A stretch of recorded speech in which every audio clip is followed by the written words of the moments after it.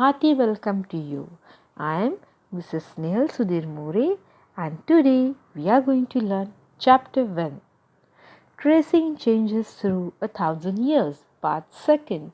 Part 1st we have already learned in the first session. Let's quickly summarize our first session.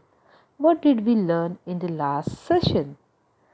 We learned the difference between the maps of Indian subcontinent drawn between the 12th century and 18th century. What was the difference that we have learned in the last session? New and old terminologies. How did the new and old terminologies emerged? Next, historians and their sources. Historians and their sources means what? Manuscripts, inscriptions, stone carvings, everything we learnt in the last session. Okay. Manuscripts and the miniature paintings. Manuscripts are the handwritten records, and also the paintings were drawn on the manuscripts. This we learnt in the last session. Now let's move towards the next session, that is part 2nd. Let's begin with new and social political groups. The study of 1,000 years between 700 and 1750 is a huge challenge to historians, largely because of the scale and the variety of development that occurred over the period.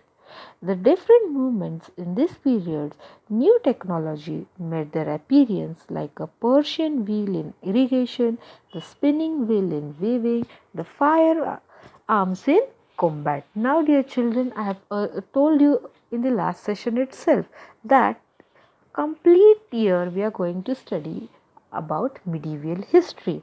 Now it was a difficult task for the historians to study medieval history because there were many new inventions. Let's see what are they, such as the spinning wheel or the wheel of irrigation, Persian wheel of irrigation, or the firearms in combat. Let's observe them carefully. The Persian wheel of irrigation, the spinning wheel in weaving, and the firearms in combat. Next, new foods and beverages arrived in the subcontinent, such as potatoes, corns, chilies, tea, and coffee. These were all invented in the medieval period. Next, let's learn. This was also a period of great mobility. Mobility means to move from one place to the another. Groups of people traveled long distances in search of opportunities. The subcontinent held immense wealth and the possibilities of people to carve a fortune. One group of the people who became important in this period were Rajputs, a name derived from a Rajputra, the son of a ruler. Between the 8th and the 14th century, the term was applied more generally to the group of warriors who claimed Kshatriya or caste status. Okay, in this period, people moved from one place to the another in the search of opportunities, and in this period only the jatis were emerged. Okay, how did the jatis emerge in this period? Now, what are jatis? Let's learn about them. How did the jatis emerge in the societies? Today also there are several jatis in our society. For example, Kumhar, Chambhar, Marathas, Brahmins, etc. How this emerged in the medieval period? Let's learn about it. Okay. Throughout the period, there was a gradual clearing of forest and the extension of agriculture. In the ancient period, people preferred living on the banks of rivers, but as the time progressed, people gradually changed and they started clearing the forest, and there was extension of agriculture. More and more land started coming under the agriculture. Okay. Changes in people's habitat forced many forest dwellers to migrate. Others started tilling the lands and become peasants. These new peasants groups gradually became to be influenced by regional markets, chieftains, priests, monasteries, and temples. They became a part of a large complex society and were required to pay taxes and offer goods and services to local lords. As a result, significant economic and social differences emerged amongst peasants. Some possessed more productive land, others kept cattle, and some combined additional work with agricultural activity during the lean season. Now, very important, dear children, what happened? Everybody was not doing agriculture. Some people were doing another work also, such as selling the goods, or some were keeping cattle, some were doing some additional agricultural work. Everybody was not engaged in the agriculture. According to their work, the jatis were formed. Okay, now all the people, so that all the peoples together formed a complex society. They were paying taxes also to the landlords or to the kings. So according to their financial status and according to the work which they were doing, the jatis were formed in the society. Now let's learn. Next, as the society became more differentiated, people were grouped into jatis or subcaste and ranked on the basis of their background and occupations. I told you, on the basis of the background, that is the financial status, and also on the basis of the occupations, they were distributed. People were distributed in the various jatis. Okay. Ranks were not fixed permanently and vary according to the power, influence, and the resource controlled by the members of the jatis. The status of the same jati could vary from area to area. Jatis framed their own rules and regulations to manage the conduct of their members. These regulations were enforced by an assembly of elders described in some areas as a jati panchayat. But jatis were also required to follow the rules of their villages. Several villages were governed by the chieftain. Together they were only one of the small unit of a state. Very important, dear children. See now, when the jatis emerged, that particular jatis, they were having their own jati panchayat.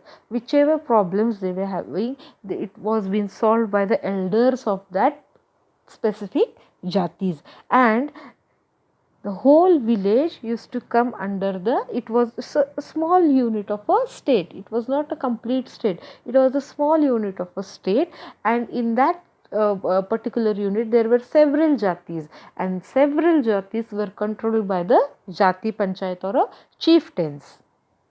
Next, regions and empire.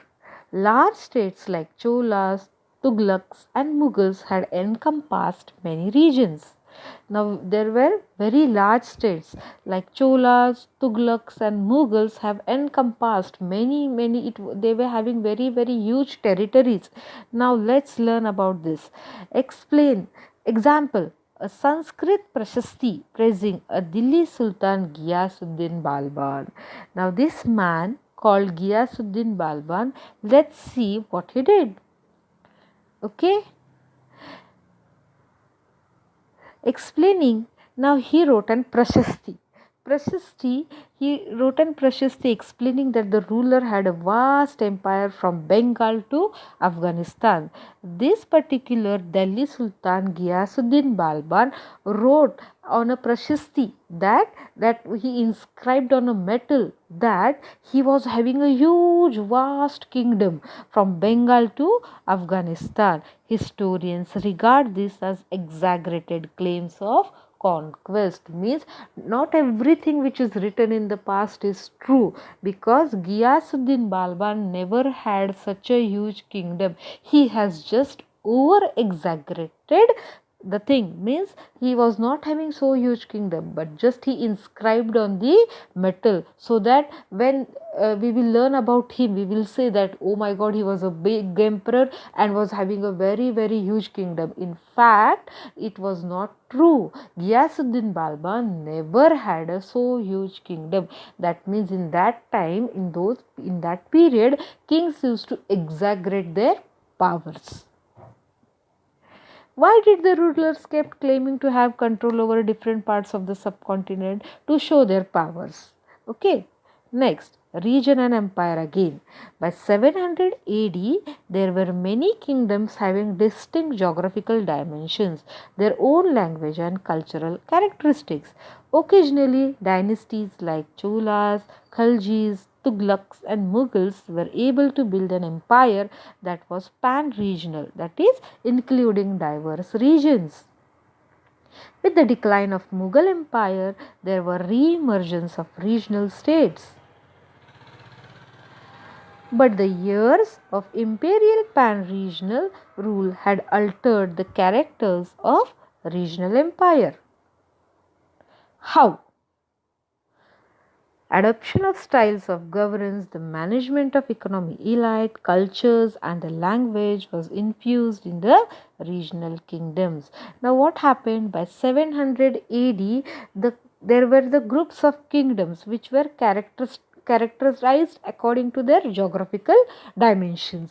Occasionally, like kingdoms such as dynasties such as Cholas, Khaljis, Tughlaqs, Mughlaqs, they built a very big empire. But when these empires declined, what happens? For example, when the Mughal empire declined, he has merged various empires surrounding his kingdom into his Mughal empire. Then after his declination, what happened? Again the small kingdoms were emerged. Okay, now let's study the old and new religions. Religion, people's belief in the divine, that is personal. Religion was belief connected with social and economical organization. Changes in social and economic ideas were dependent on the changes in the religious belief. Example, change in Hinduism, that is worship of new deities, growing importance of Brahmins, etc. There was a dominance of Brahmins because they knew the knowledge of Sanskrit and had a support of patrons.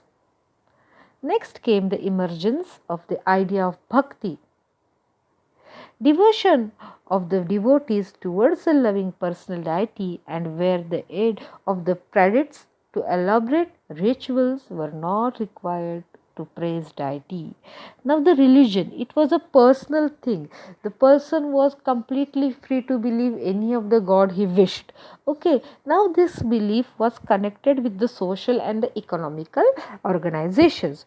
Changes in social and economical ideas were dependent on the changes of the religious belief. Whatever changes took place between the man's personal life or economical life was all dependent on the religious beliefs he followed. For example, see the change in the Hinduism, that is the worship of new deities, growing importance of Brahmins, etc. Now in that period, Brahmins had a lot of importance. Why? Because only they were the people who knew Sanskrit.